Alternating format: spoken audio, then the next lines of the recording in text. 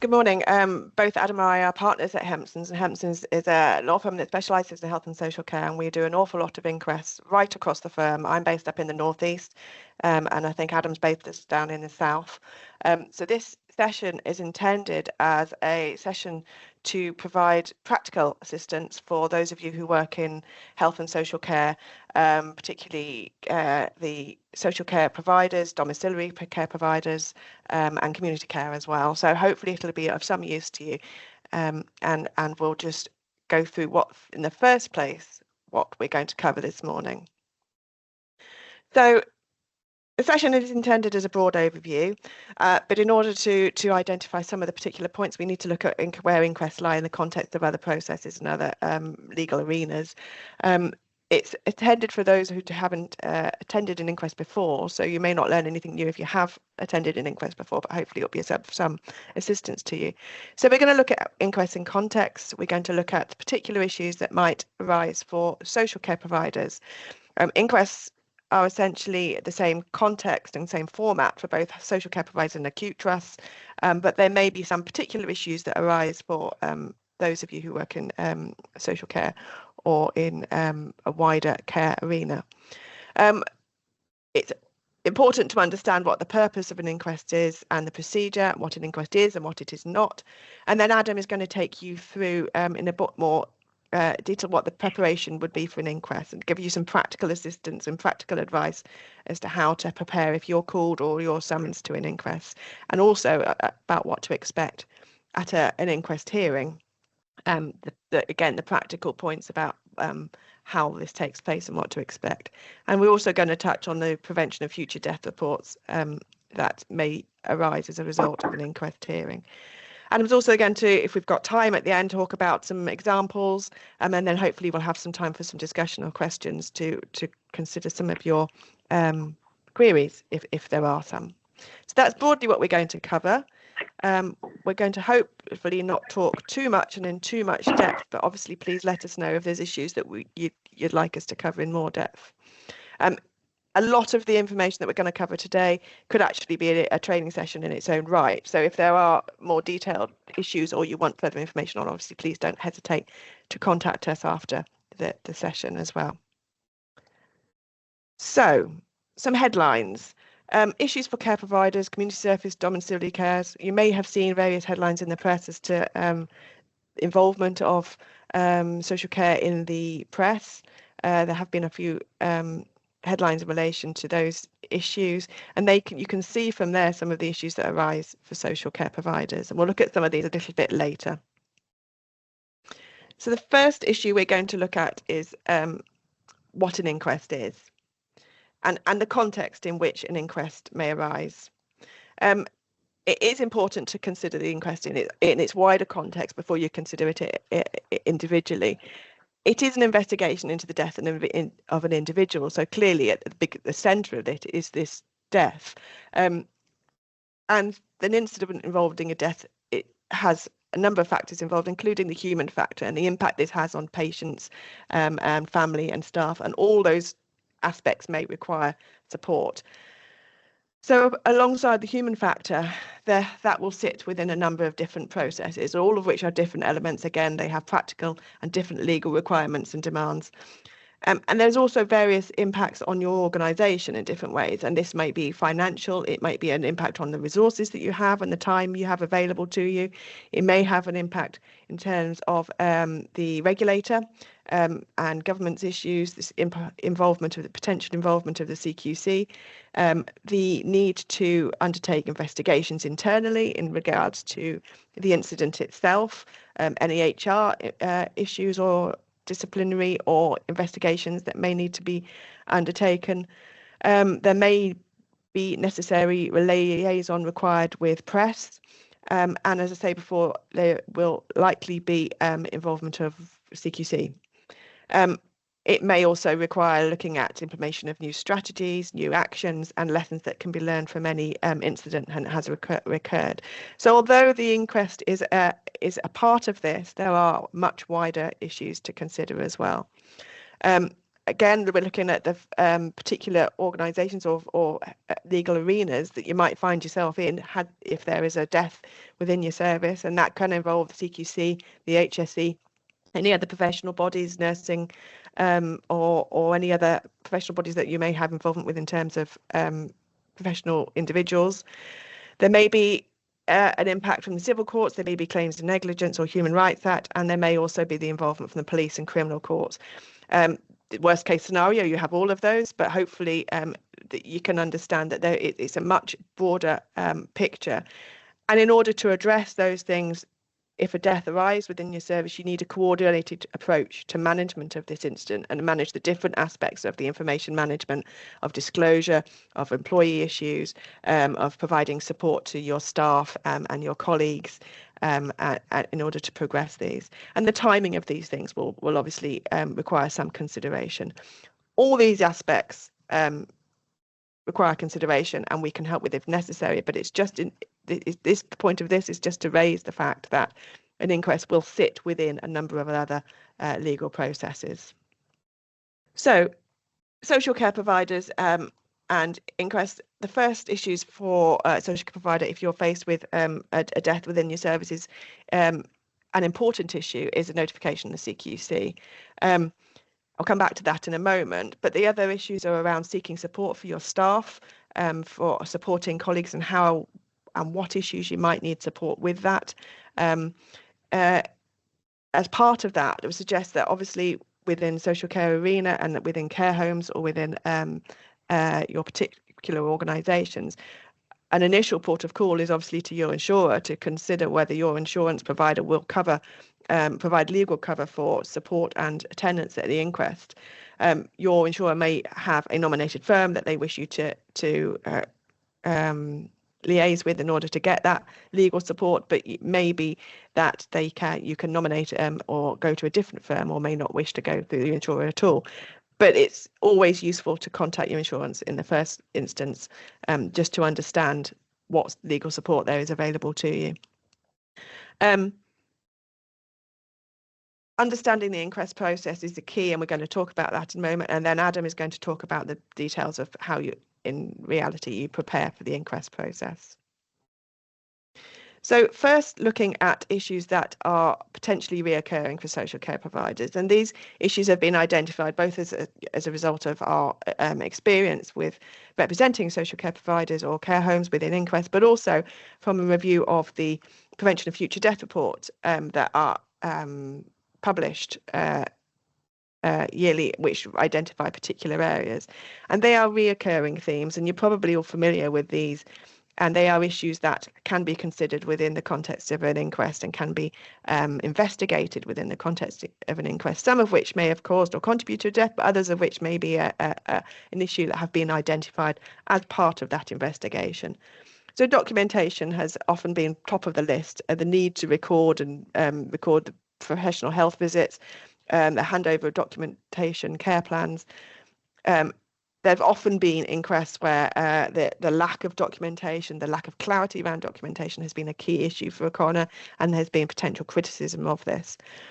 Pressure sore and wound management, implementation of care plans, how those care plans are both developed and implemented, nutrition, risk assessments, falls management, end-of-life care, failure to escalate concerns and changes in an individual's presentation, potential staff ratio and the training that staff maybe have provided. Again, I mean, it all can come back to documentation, so that there needs to be records of all these, and any potential environmental risks around your particular service. All these issues have been before coroners and have been considered by coroners during inquests. And the inquest may not be centred on a social care provider. It may be an inquest that arises as a result of a death which subsequently took place in an acute hospital or outside hospital or anywhere, in fact. But in considering the prior presentation of a patient who had potential involvement from community or social care, these issues do arise, and they are issues that you should be alive to that may arise during the course of an inquest. So that's just in terms of the potential issues, and these are ones that, if you go back to the first slide where the headlines have been identified, they are the sort of things that come up for social care providers. So going back to the other specific issues to consider is around notification to the CQC. You'll all be aware as care providers of the importance to ensure that the CQC are kept up to date. There is a requirement to notify the CQC of deaths, which you'll be aware of under Regulation 16 of the regulations, and that is to ensure that CQC is notified the deaths of people who use the services, where they can take follow-up action where a death occurred while services were being provided in the carrying on of a regulated activity. So before any preparation for an inquest, obviously this is something that needs to be recognised and raised with the CQC. In terms of further involvement from the CQC, obviously you'll be aware that CQC can investigate at any point. They may undertake an investigation if they think it's of seriousness, either before, during, or after an inquest is heard. It is helpful that if the CQC decide to open an investigation and then subsequently don't take it any further, that is useful information to have to be able to provide to the coroner. And the other aspect around CQC and inquest is that where there are issues that may give rise to a prevention of future death report, and as I say, Adam will talk about these briefly later, these issues will be reported by the coroner directly to the CQC. So you can expect that the CQC may then come back again, even if they have indicated that they're not going to pursue an investigation. They may come back again at the closure of an inquest if there have been issues identified that have caused concern to the coroner. The other issue that is useful to prior to the preparation is how you support your colleagues, and this is a really key issue and useful to have a look at before you undertake any sort of documentation preparation. And trying to understand how you can support your colleagues through the in-test process. And this is just a few sort of practical points as to how you can assist in collating documentation. Obviously, throughout this, you'll need to consider the staff management and the importance of managing disclosure. You may wish to ask a line manager or supervising colleagues to assist in preparation. However, if you are required to go to an inquest, it is necessary to emphasise that they cannot write a report for you. If evidence is being requested from you, it has to be your evidence. Make sure you have anything you need in order to enable you to provide the documentation you've been asked for. The records or your legal team within your organisation can assist with providing those records. Ensure that those colleagues that you're supporting are aware of the timescales to enable them to prepare, and that they have the appropriate person around them who they can speak about the inquest to, and consider what they will need to expect. Potentially, we can assist with all these things in terms of providing support to staff. So in looking to understand an inquest, it's really important to have an idea of what an inquest is, obviously. In summary, an inquest is a judicial inquiry to ascertain the facts relating to an incident. This definition sets out that it's a fact-finding exercise. It's not a method of apportioning guilt, and the procedure and rules of evidence are suitable for one are unsuitable for the other. In an inquest, it should never be forgotten that there are no parties, there is no indictment, there is no prosecution, there is no defence, there is no trial. It is simply an attempt to establish facts, and it is an inquisitorial process. And the inquisitorial process issue is key to it. The coroner is undertaking a fact-finding investigation. It's not about apportioning blame and liability. And in summary, the key points to understand about what an inquest is. At the centre of an inquest is obviously the death, and the families are at the centre of any inquest, and it's often that the inquest is a family-led process, and the coroners are very alive to this. I've already said it's non-adversarial. There are no sides. Whilst if in attending an inquest it may feel uncomfortable and it may feel that there is potential criticisms from other parties, it's not intended to be like that. It's intended that all parties who are or interested, properly interested parties in an inquest are there to assist the coroner. It's not a case of one organisation trying to get the better of another. As I've already said, it's an inquisitorial fact-finding investigation. All parties are working together to establish the facts, and they are intended to establish who died, when, where, and how the death occurred. And I'll come on to that in just a second in terms of scope. The remit of an inquest is limited to those matters that caused or contributed to the death. So there may be issues that a family has with a service that go well beyond those that caused or contributed to death, that are better considered within a formal complaint. If it's a care home, there may be an issue around something that happened that had nothing to do with the death, that may be better considered in a different legal arena. Ultimately, the coroner is required to reach fairly neutral conclusions, and there is no civil or criminal liability, and this is expressly prevented in the Coroners and Justice Act. There is also a rule determining self-incrimination, so the coroner has to warn those who may be subject to self-incrimination. And there are no closing speeches. It's not a case of where in a civil or criminal court you have legal representatives standing up giving closing speeches, which can potentially rehearse the facts of the case. There are closing submissions, but these are intended as legal submissions on the potential conclusions available to the coroner. So coroners have been undertaking this role for a significant amount of time. Most coroners are now lawyers or barristers. There are one or two medics still around, but most coroners who lead the inquests are now legally trained lawyers. The average time to progress an inquest from last year was now 31.5 weeks. So there is a fairly long timetable from being notified of an inquest to actually attending an inquest hearing, if an inquest hearing is required. It's not the case that you have a hearing in every investigation. And just for your information, in 2023, there were 36,900 inquests opened in the UK, and only 1% of those inquests were held with juries.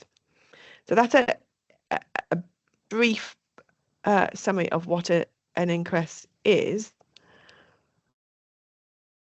In terms of what the purpose of an inquest is and what they consider,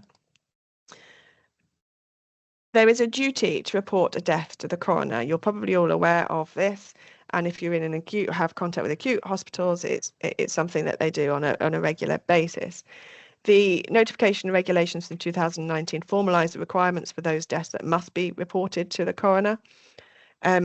These include those deaths where they're due to or suspected due to poisoning, exposure to toxic substances, use of medicinal products, trauma or injury, self-harm, neglect, including self-neglect, anyone who's undergoing treatment or procedure, disease, injury, and attributable to employment or other natural death, and the cause of death is unknown, or they died in custody, or where there's no attending medical practitioner. So those deaths, unnatural deaths, or those receive medical treatment, are the key ones that are usually reported to the coroner.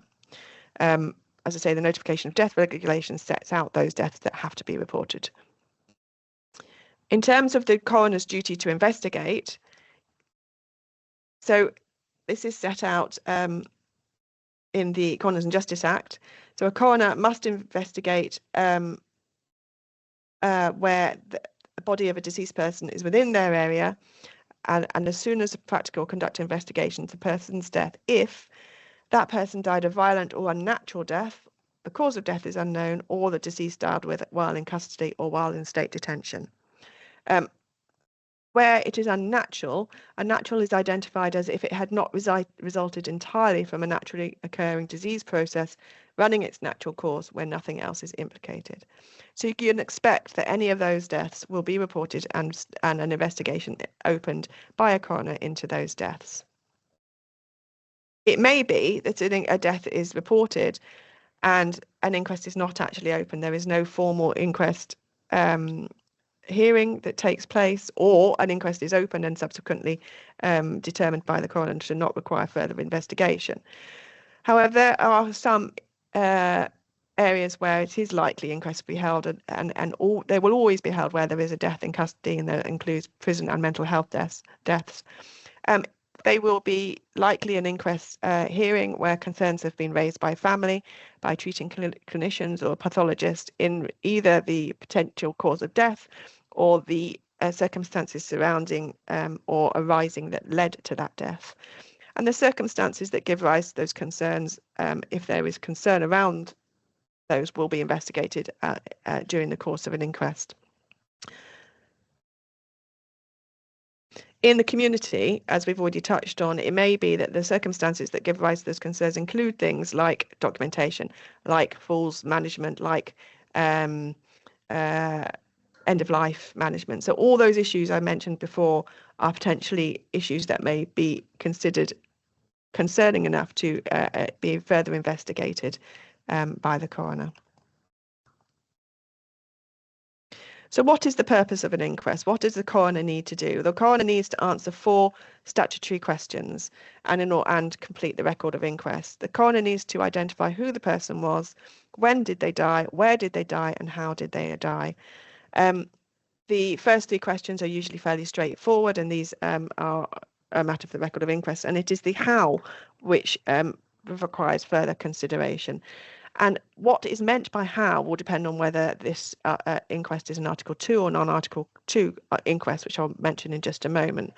Some inquests require a jury, some others don't. An inquest must have a jury where the person died in state detention or in custody, and where the death was violent or unnatural or an unknown cause.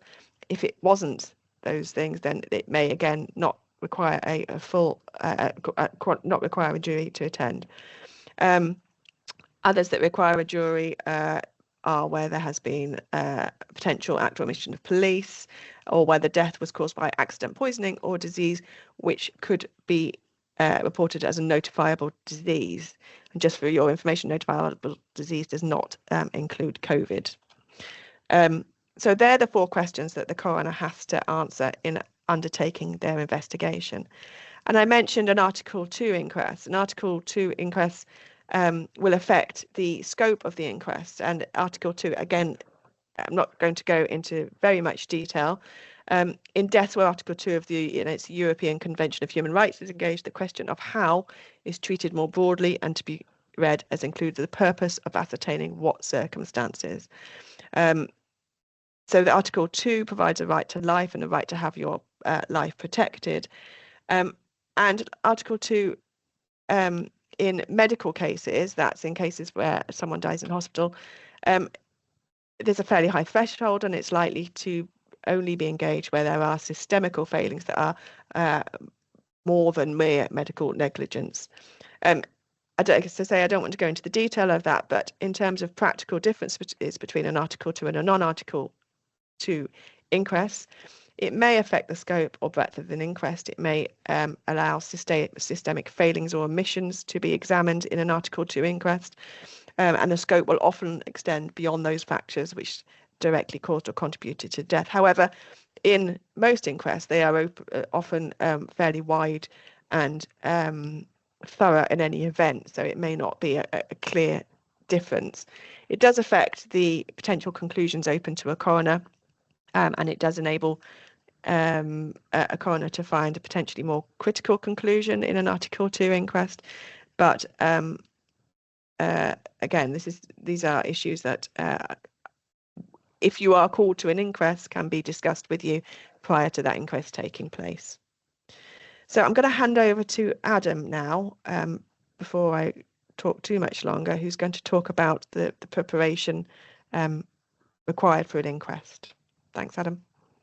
Good morning, everyone. As Liz said, I'm also a partner in the advisory or crime and regulatory team in London. And so for the last 25 years or so, I've represented various people, individuals and organisations, often doctors or healthcare professionals, and more recently social care providers. And that's included at inquests.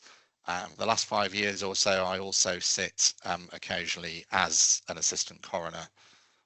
So I'm here to hopefully reassure you that not all coroners are absolutely terrible and to be feared. But anyway, as Liz said, hopefully I've successfully taken control of the slides, and the slides now moved on for everybody to preparation for an inquest. Liz has already mentioned notification to the coroner. That's not something that you as social care providers need to concern yourself with, really, because the duty to notify the coroner is on a medical practitioner. So I'll move on from that. What happens from the coroner's point of view, having been notified, is that they will potentially undertake some what's called preliminary inquiries to try and establish whether their duty to investigate the death has been engaged or not. So it's engaged, as Liz said, where the death is unnatural, or the cause of death isn't known, or the person died in custody or otherwise in state detention. And occasionally the coroner may seek some records from you just as part of those preliminary inquiries. But where the coroner's duty to investigate is engaged, then they will straight away open an inquest at the earliest opportunity. And it is in court. It's a formal hearing, but it usually lasts minutes, and it just identifies the person who's died, formally opens the proceedings, and they're then usually adjourned. In order that the coroner and coroner's office can then go off and investigate and gather in all the evidence that will be needed to have the full inquest in due course. So I've mentioned there as a reminder, it's always worth remembering, particularly if you're attending online, which is something I'll turn to in a short while, that a coroner's court is a court. It's a court like any other court, and therefore, insofar as the coroner might give directions, so a requirement for certain items to be provided within a certain timescale, that's something that you should make sure you follow. From your point of view, what is the coroner likely to request from you whilst investigating? So having opened an inquest, undertaking investigations, and that's going to take two forms, really. You may be contacted by the coroner with a request for various documents to be provided, and you may be asked for a statement or statements from members of staff. In terms of documents, then, there's obviously a huge list of the types of documents that as social care providers you will hold. And it rather depends on what the coroner requests as to what you provide. But if in doubt, it's probably better to provide a wider range of documents than a more narrow one. The important thing I would say is that you review the records you're sending before you send them, and make sure that they are in good order, rather than just send a whole bundle of disorganized documents to the coroner's office. And what you'll find, it won't be the coroner themselves that contact you, it will be one of the coroner's officers. And coroner's officers are very important to have a good relationship with. It's always worth speaking to them if you have queries. They will be your point of contact in the lead up to an inquest itself. But the kinds of documents that you might hold as social care providers, there's a whole range: risk assessments, care and support plans, your daily record, daily logs, nightly logs, handover notes, medicines administration records, food and fluid intake, DOLS records, and you might have complaints documentation, correspondence, policies, procedures. There are so many. There's records to do with staffing and training. But documents in a legal sense include things that you might not think of as documents, such as if there happened to be some CCTV, for example. And in a very recent case that I did, it became clear during the inquest itself. So if we have time, we'll get to the example, and it's an example of where a care provider was excellent in their preparation, and it really helped when it came to the inquest. But they had provided in very good order all of their documentation before we were actually instructed as the solicitors. And it was over 1,750 pages, all organised with an index. But during the inquest, it came to light that there were some WhatsApp messages. There was a WhatsApp stream amongst the staff who were providing care, domiciliary care, to this particular lady who sadly died. And so our heart was in our mouth as the coroner said, well, I'd like to see the WhatsApp messages. We hadn't seen them and didn't know what would be in them.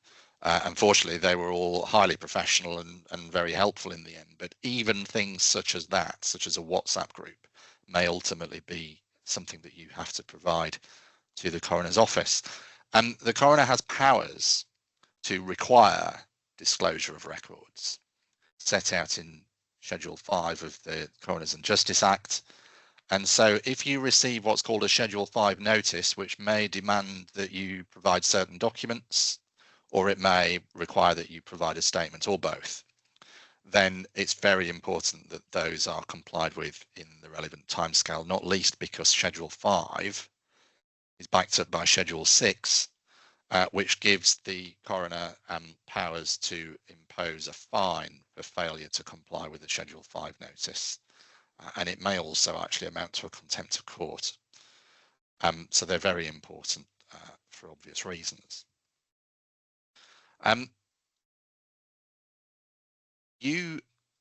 I said, it's worth speaking to the coroner's officer early on. When you're first contacted by the coroner's office, it will be by the coroner's officer.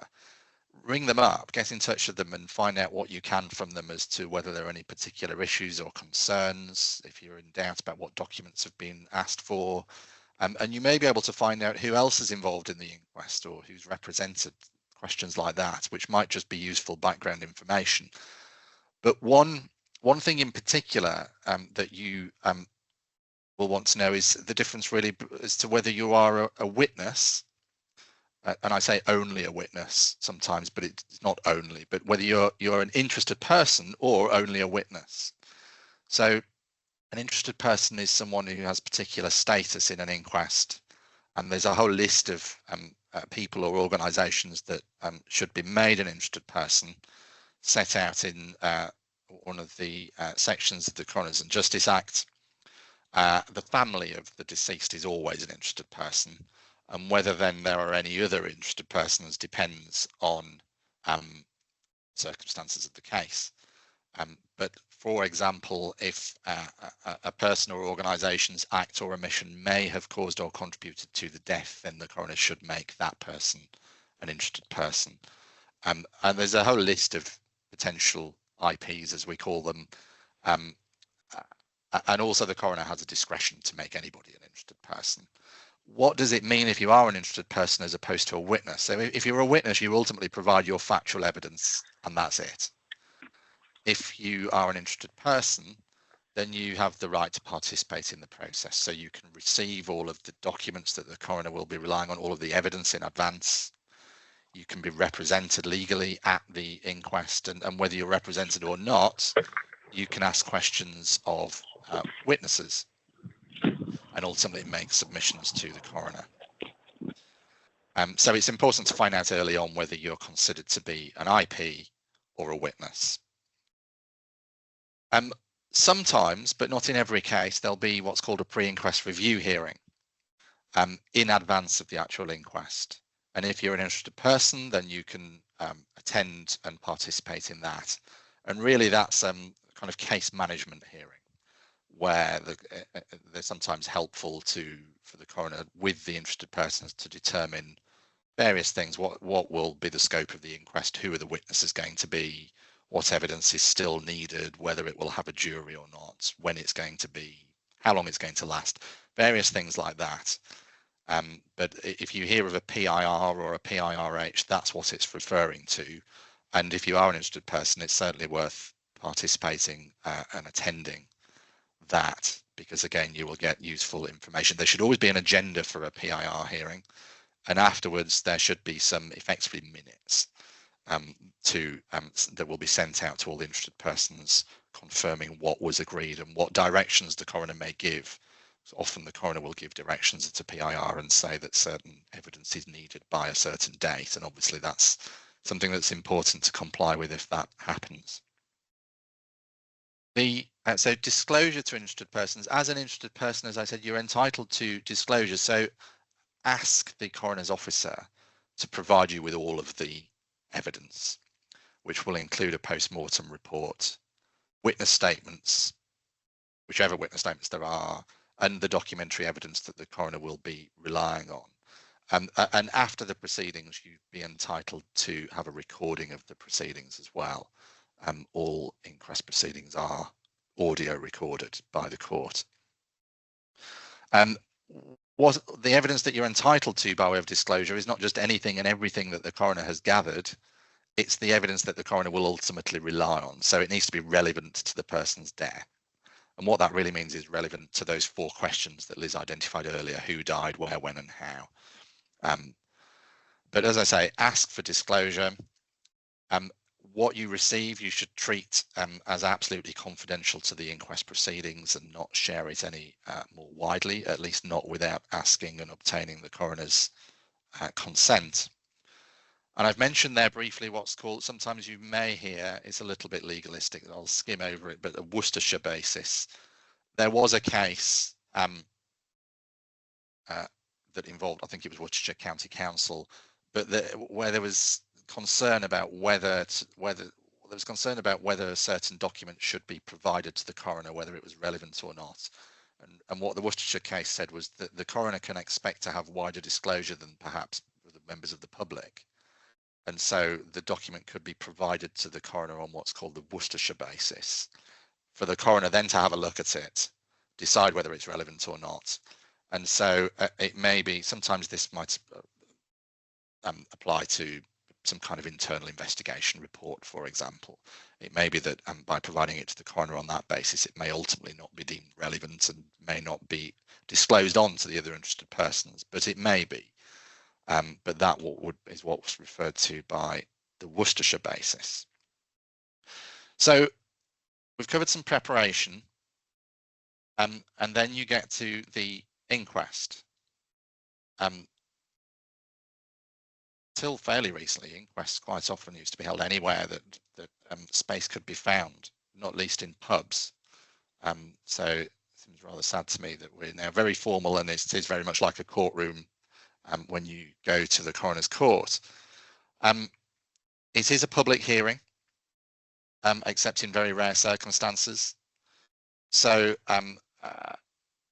it can be attended by members of the public, including the press. You may want to ask the coroner's officer as to whether, if you're required to attend to give evidence, if you've provided a witness statement that's relevant, then that evidence is likely to be relied on by the coroner. It may be read by the coroner. That's lower down the slide under what's called Rule 23. If essentially that's if the statement is, if what it covers is fairly non-controversial, and there are no more questions to ask of that witness than what is covered in the statement, or there's a good reason why they might not be able to attend, or why they shouldn't attend the court. But I think the starting point is to assume that if you're a witness and you provided a statement, you may well be called to give oral evidence. And if you are called, there's then a question as to whether you attend in person or online. The key point here is that this is absolutely a matter for the coroner. You don't have the opportunity just to decide on the day that I think I'll just attend online. And I have had that happen in court when I was a coroner, and it was only when the police were dispatched to fetch them to the court that that person suddenly found that their link was working. And in the end, they ended up giving evidence online, but really ought to have been at court. So assumption is you're in court unless, and by all means ask. Quite often, it varies between coroners, but quite often coroners will be content for evidence to be given online, although there is a movement away from that. It was very much a COVID thing. And really the ideal is to have witnesses in court. You can get across what you want to say better, and people can see you giving your evidence and see your demeanor and just see the evidence as well as hear the words you say. It happens to all of us that at some point your phone will go off during court proceedings. So it's always worth remembering, wear appropriate dress when you attend court and keep your phone on silent. If you're an interested person, as I said, you'll have the opportunity to ask questions of witnesses. They should be relevant, factual. If you're not legally represented, it's actually really hard asking questions of witnesses if it's not something that you do as part of your job. And it's quite often that what we see is people will make points, as it were, but after talking for a while, it becomes clear that actually they don't have a question, and it's really important to try and formulate questions, because ultimately you're there to assist the coroner in answering those who died where, when, and how. And so you're trying to elicit the answer to questions from whoever the witness is. But as I said earlier, as an interested person, you have an opportunity to ask questions of witnesses at the inquest. Also at the inquest, I've mentioned some of these things, but there's a slide there, which I will want to move on to it, a slide about online attendance. There's a number of points there that I don't need to read out in full, but I think the key point is if you are permitted to attend online, there are some downsides to this. If you are represented by a solicitor or a barrister, it's quite hard. It's much harder to have the ability to communicate with your own representative during the hearing when you're not in the room with that person, and that person is on duty, as it were, in court conducting the proceedings on your behalf. And the best you end up doing is having some kind of WhatsApp group to try and alert them if you want to make a point to them. So it's not always best to be online, even though you might prefer the idea of it. But if you are permitted to be online, then I think the key is to treat it as though you are sat in court. If you're giving evidence, you're not allowed to speak to somebody else whilst you're doing that. You should be in a private, quiet location. There shouldn't be other people in the background. Make sure your Wi-Fi is going to work, and you will always receive a warning beforehand, but no recording, whether audio or video or screenshots at all. You'll receive a warning telling you that that is a contempt of court, which is a criminal offence. And it's taken very seriously on the rare occasions that does happen. So treat it if you're online as though you're actually in the court. And again, if you have a uniform, wear your uniform, dress appropriately, turn your phone mobile onto silent, all those kind of things apply just the same. In terms of giving evidence, I realise that when people give evidence, they can be quite nervous about it, understandably. And the points that are on this slide are very much points that I would say to anybody giving evidence in any forum. It doesn't matter whether it's the coroner's court or anywhere else, really. You give evidence on oath. So you either swear on a holy book or you give what's called an affirmation, and it has the same effect. Your evidence is on oath. If you were to tell evidence that you knew to be untruthful, then that would amount to perjury. But basically, it's to make sure that the evidence that's given is can be relied upon. You're allowed to have your statement to hand and use it as an aide-memoire. It's not ultimately a memory test when you give evidence. So it's always worth having the statements, and if there are any contemporaneous records that you made at the time, have them with you. And if you're physically in court, usually the court will provide those to you. Well, the court will provide them to you as a witness. Reread your statement before you go into the witness box, just to remind yourself of what it says. Again, it's not a memory test. You don't have to read it out verbatim, but it will remind you of what everybody else has seen and what you're likely to be asked about, and what the central issues are. And the general advice about giving evidence I always give is listen to the question, give an honest answer to the question, but make sure you've understood what the question is before you begin answering it. Don't.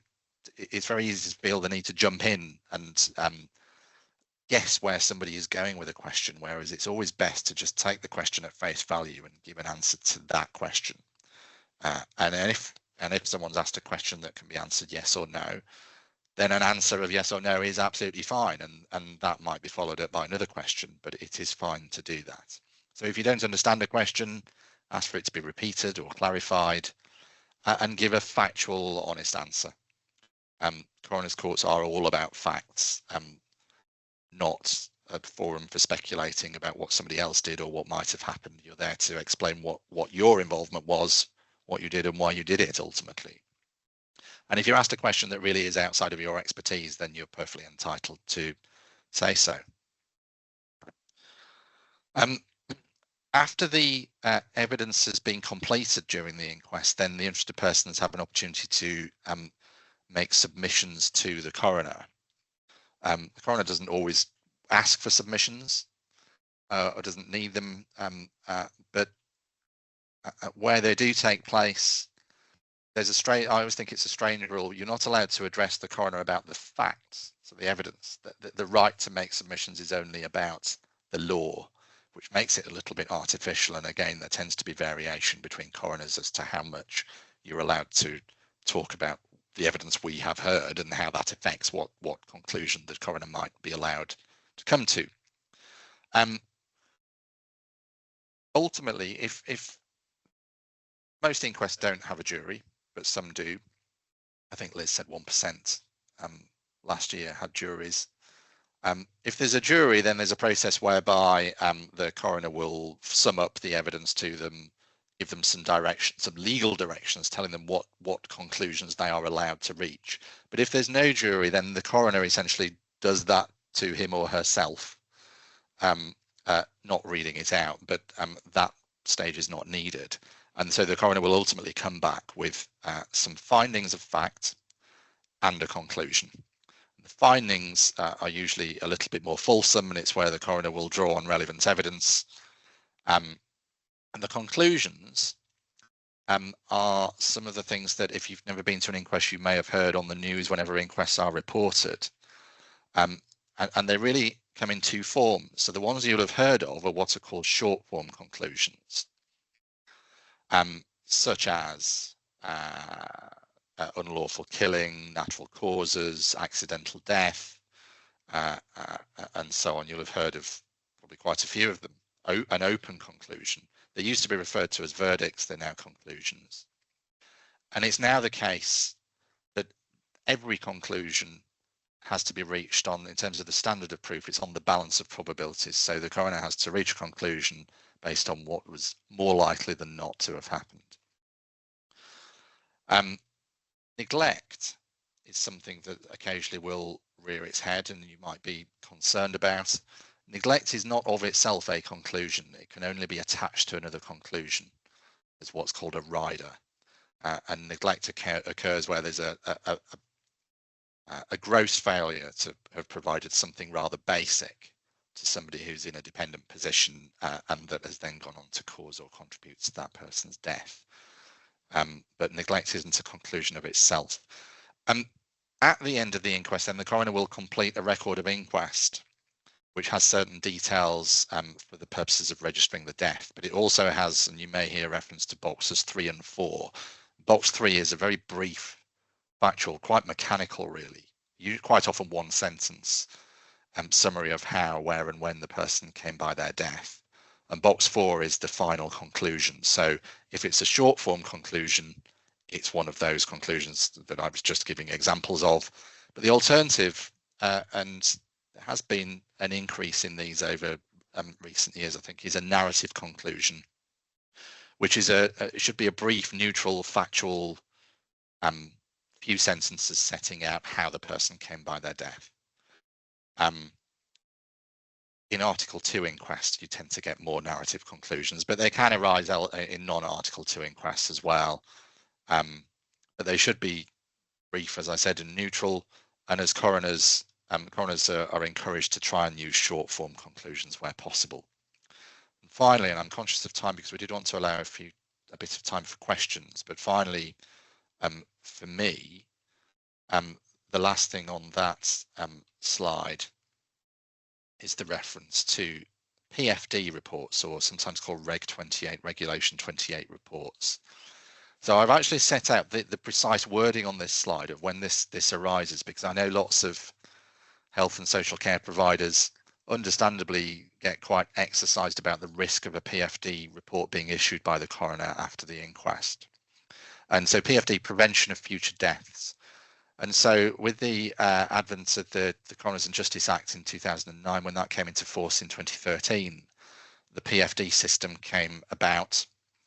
And it arises where essentially where there are circumstances that either exist or will exist that give rise to a risk of deaths occurring in the future, and it's important this in the coroner's opinion, somebody essentially has the power to do something about it, to either eliminate or minimize that risk. And in that case, the coroner has a duty. It's not an option. The coroner has to issue a report to whichever organization or person, or it may be more than one, has that power. But what the coroner can't do is make recommendations. They can't tell them what to do or even suggest what they do.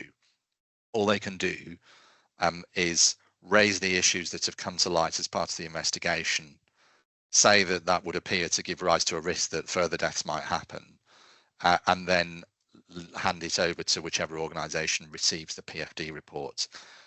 If you were in receipt of one of these, I'd certainly suggest getting legal advice about responding. But you have 56 days to respond, and responses together with the report itself will go on the Chief Coroner's website. They're published on the Chief Coroner's website. And if you were to go on the Chief Coroner's website and search for PFD reports, you'll find them all there. It's not the easiest website to use to search through them, but there are over 4,000 of them now building up, and they can, I think, be categorized depending on the nature of the death. They're not meant to be punitive, and what's important to note is that the PFD side of things is completely ancillary to the inquest. It's not necessary. It shouldn't dominate the proceedings.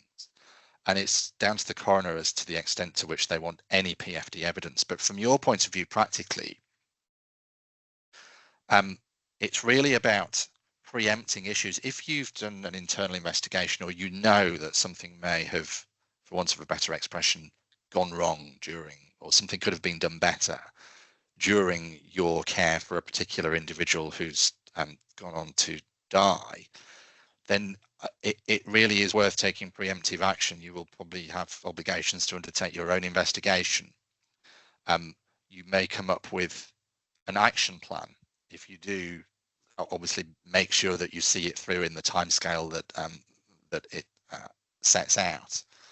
And if you're asked for a statement, particularly, and this applies more to people in management positions, but a statement about, well, what have you done? Have you done anything to fix this, or the problems that arose? Then the PFD statement hopefully will be able to draw on any action plan that's been put in place and demonstrate what's been done about it, what different policies may have, or changes may have taken place, what training staff may have had, and why you say you have addressed whatever issues there were.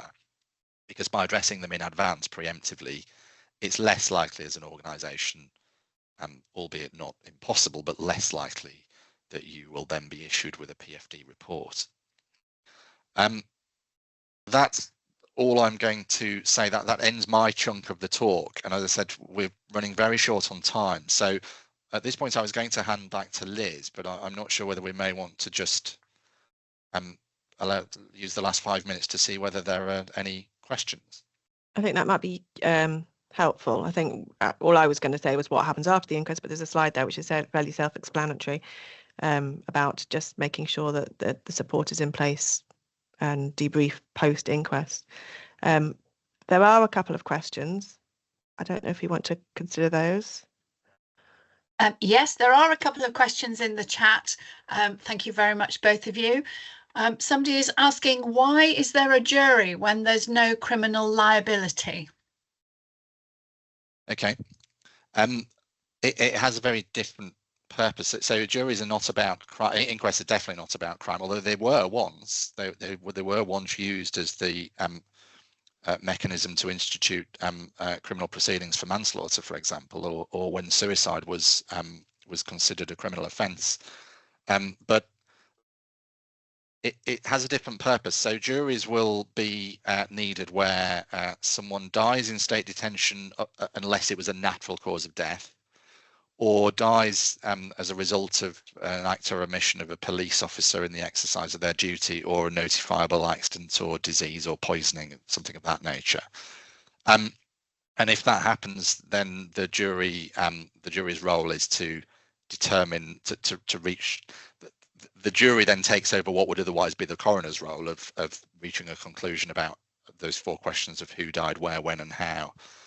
But in all honesty, I'm not sure why juries are required in those particular circumstances and not in others, but that's just what is set out in the statute, but it's nothing to do with criminal process in any way at all. Thank you, Adam. Our next question is, will there be flexibility around allowing longer to provide documents if you ask for an extension? And I can address that. I mean, we haven't mentioned in any great depth about statements, but Adam mentioned about the requirement for a whole range of documents potentially. If you're contacted directly to provide a statement, obviously the same rules apply, that you should provide it when it's asked for. Essentially, there may be court directions requiring that to be provided. If there are particular circumstances that mean that you can't provide the statement within that time frame, I think the first point of contact is to make sure your legal rep, if you've got one, is aware, alert them at an early stage that you can't meet that timescale, and then hopefully the legal rep or your organisation itself can liaise directly with the coroner's officer and seek permission for an extension to that statement. What's not a good idea is to just get to the date when the statement's due and say, I'm sorry, I haven't done it. But if you're aware in advance that it's not going to be possible for whatever reason, illness, just workload or whatever, then the best way forward is to contact the coroner's officer and request permission for an extension to that. And most, I think, coroners are fairly aware of the pressures on healthcare professionals that might require a potential extension, as long as it's not altogether unreasonable. As I mentioned, we haven't gone into detail about providing statements, and that is again a session that can on its own in terms of what you would put into your statement and how is that was presented. So I think if you are asked to provide a statement, again, it would be useful to get yourself some additional support from either your internal legal team or external legal support to assist with the profession in that statement if it is required. And again, to understand what the nature of that statement is, Adam mentioned that a PFD statement, will that be very different from a statement of fact or a statement of your direct involvement in the care of an individual as well. So just be aware of what the point of, or the requirement for that statement is. I think actually just picking up on that, it was remiss of me because I did intend to address that, because it is really important when it comes to preparations. I mentioned you might be asked for documents, you might be asked for a statement. If you're asked for a statement, we see that the statement's so important because it's the framework for if you are then called to give evidence of what you will say, and it's provided to the other interested persons in advance to give them an indication of what you as a witness have to say. If the statement is poor, missing things, not legible, doesn't even make sense, and believe me, we see a lot of statements and some of them are very poor, that will make your life much more difficult later on. Potentially it will be, you're more likely to be called to give evidence fundamentally if you produce a good statement that is clear, sets out factually what you did and why you did it, addresses all the points that you can address, because you shouldn't be speculating about what other people did or didn't do. But if it addresses your involvement with this particular person clearly and legibly and so on, then unless there are still questions that either the coroner or interested persons would legitimately have to establish or want to ask you, then there's much more chance that the coroner will decide to read that statement out rather than call you to give oral evidence about it. So the statement is really important, and Liz is right, and apologies because I did mean to at least say that much. I mean, you may say, well, we would say this, but I think having legal input can help, but if not, spend the time, check the records, as Liz said earlier on, make sure that what you say is consistent with the records, and that sometimes you'll be asked to produce a statement internally when something has happened very promptly, and that's good practice. But I think there's quite a difference between a handwritten statement that maybe is only half a page and sometimes a more full statement that the coroner might wish to have. Somebody's asking, was it reasonable during COVID, when inquests were online, for the manager to be told she was not allowed to have anyone in the room with her, nor was she permitted even to have a drink? No, it's certainly not reasonable to say you can't have a drink. I mean, if you're in court, you'd be provided with at least water. No, I mean, that sounds I think it goes back to the unusual. thing that you were saying, Adam, about if you're attending online, you have to view it as though you were attending in court. So I guess having someone in the room with you, if there was a suggestion that it wasn't private, or there was excess noise, or perhaps that would be a reason for, or at least having the coroner would need to know aware of who was in the room with you at that point. I think that's it. If I suggested that you should have nobody in the room, I mean, that would be the ideal if you're giving evidence online. But actually what exercises coroners is when they suddenly realise that there seems to be somebody else in the room that you had no awareness of and they hadn't been informed about, because that raises real questions as to whether someone might be feeding that witness their evidence. And it's so important that it's their evidence, not somebody else's. So I think that, I mean, I'm not going to comment on whether it's reasonable or not, but I think if that person could be seen on the camera and seen that they were just sat silently at the back of the room, I wouldn't see a problem with that, provided the coroner was aware of who they were and why they were there. Thank you. And we've got another question. Is there a role for a Mackenzie friend in a coroner's court? I think whether it's a Mackenzie friend or whether it's support from your colleagues or support from anyone else, I think there's definitely a role for having support when you're attending an inquest hearing. Again, it's different if you're attending online, but obviously those provisions around who's there and listening, and the coroner will have to know. That friend cannot, obviously, as Adam said, feed you the information and the evidence that you're giving. Any evidence you give, whether it's in your statement or whether in your oral evidence, has to be your own evidence.